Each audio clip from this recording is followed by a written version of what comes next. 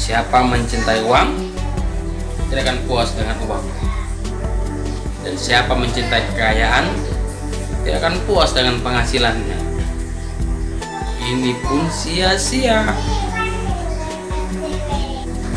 Selamat menjalani hari. Kembali ketemu lagi dengan saya di channel YouTube Marganda Sialagan. Ini channel Courage Message, yaitu mendorong kita untuk berani, pesan untuk menguatkan setiap orang yang mendengarnya. Dan mari kita pagi ini belajar pesan tentang kebenaran yang menguatkan kita. Saudara, di awal tadi kita sudah dengar pesan tentang bagaimana orang yang mencintai uang tidak akan puas dengan uang. Belum ada orang mengatakan, saya sudah cukup uang saya, udah cukup. Pasti orang mau pengen terus. Kalau sudah laku satu jualannya pengen lagi tambah. Buka usaha pagi, makin banyak pembeli, tambah jamnya sampai siang tutup. Makin ramai lagi, udah buka sampai sore. Makin ramai lagi, buka mulai pagi sampai malam. Karena apa? Karena orang mencintai uang, pengen terus berkembang, pengen terus. Kenapa tidak ada usaha tidak dikembangkan? Kembangkanlah. Ya. Semua orang tidak mau berkata cukup tentang uang. Ya. Itu bukti bahwa manusia masih mencintai uang, masih mau terpikat dengan yang namanya uang. Bukan cuma saudara, saya juga mau. Siapa nak mau dikasih uang? Tapi kita mari belajar, terpikatkah kita dengan uang ini? Apakah kita menggantungkan harapan kita kepada uang? Kalau kita menyukai uang, pasti kita akan berfokus bagaimana supaya uang ini bertambah. Ini fokus tentang apa yang dicintai. Ya, apa yang mau kita cintai? Kita yang cintai uang pasti akan berpikir bagaimana supaya uang ini terus bertambah. Pikir terus uang. Terus setiap hari apa uang? Berapa isi kantong? Semua kita pasti butuh uang. Siapa sih yang tidak butuh uang? Presiden sekalipun butuh uang. Ya, semua orang membutuhkannya. Karena butuh uang lah, karena melihat uang lah sangat terpikat baginya, makanya muncul para koruptor. Dia tidak pernah merasa cukup.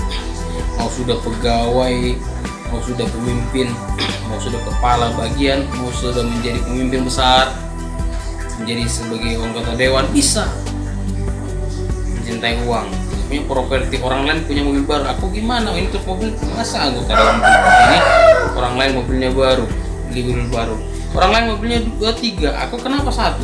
Kenapa tidak minimal 2 lagi? Orang lain sudah beli kapal, aku gimana? Masih roda 4, minimal perahu kecil. Nah, aku terus pengen. Orang lain sudah punya kantor, kita gimana? Minimal punya ruko.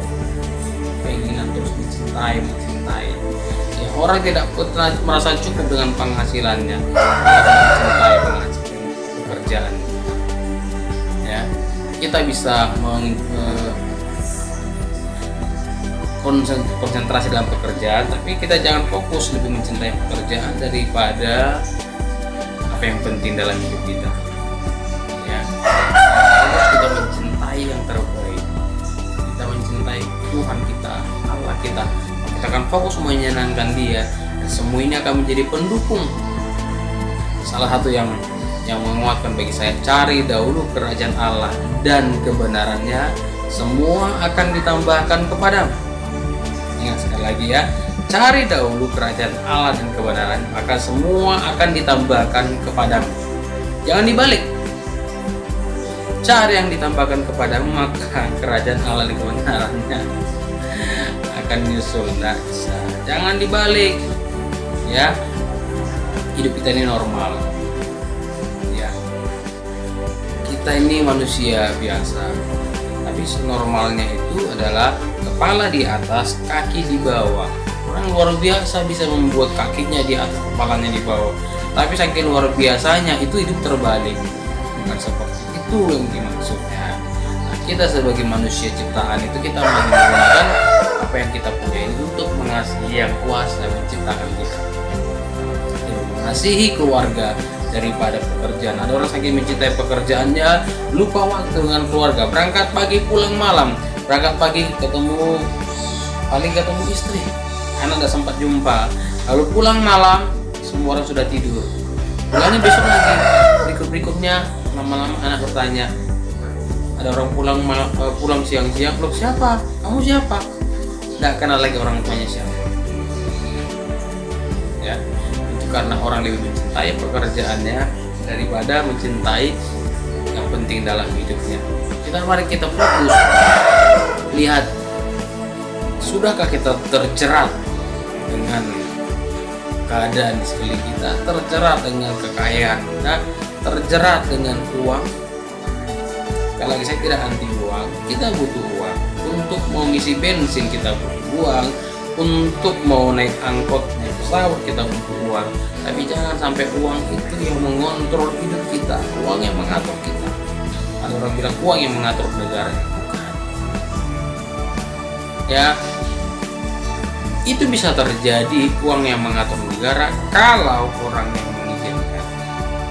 Kembali kepada saudara mau diatur sama kayu atau kayu yang saudara atur.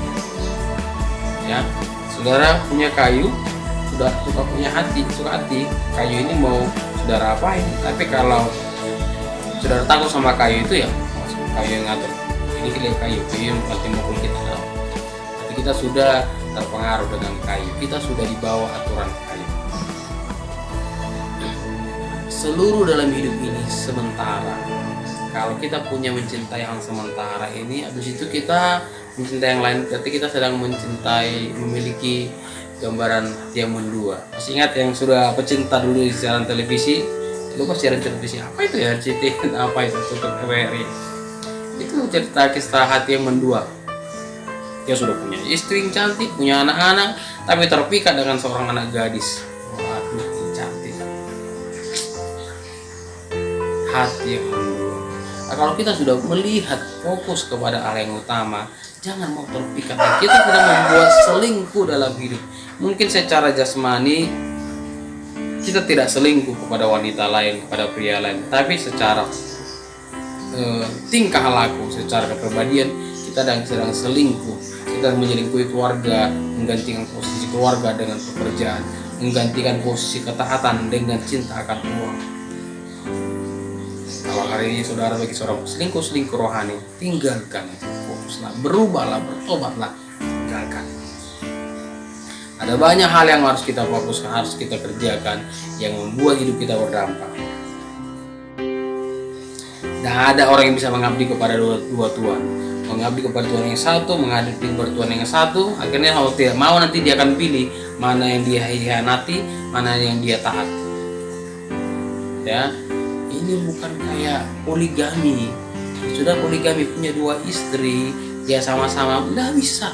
Hidup ini bukan hidup poligami. Kita fokus kepada yang satu. Ayo gambaran supaya seluruh hidup kita fokus diserahkan kepada yang satu. Kalau itu sebabnya dalam Kristenan dilarang pernikahan poligami, cukup satu. Supaya gambaran bahwa dengan satu kita meletakkan bahwa satu itu kita utama, satu itu adalah yang terbaik. Ya, tidak pernah ada dua terbaik, tidak ada. Satu yang terbaik. Ya, itu paling satu. Nah, jika kita mengabdi kepada Tuhan yang satu, fokuslah kepada Tuhan yang satu. Jika kita mengabdi kepada Mamon, fokuslah kepada Mamon. Sekarang mana Tuhan yang menolong kita, mana Tuhan yang mengikat, yang membawa kita semakin baik, mana Tuhan yang menghancurkan kita. Kalau kita bertuhankan Mamon, tuhankan uang, pasti akan merusak kita. Pikirkan pikiran yang jahat, strategi apa, akal apa lagi yang kita gunakan untuk membohongi, untuk mengerjain, untuk menipu orang lain. Kalau kita mengabdi kepada Tuhan yang satu, yaitu Allah kita, Dia tidak akan menipu, tidak akan membohongi, tidak akan mencelakakan, tapi akan mensejahterakan, membawa kita semakin mengalami hidup yang berkelimpahan.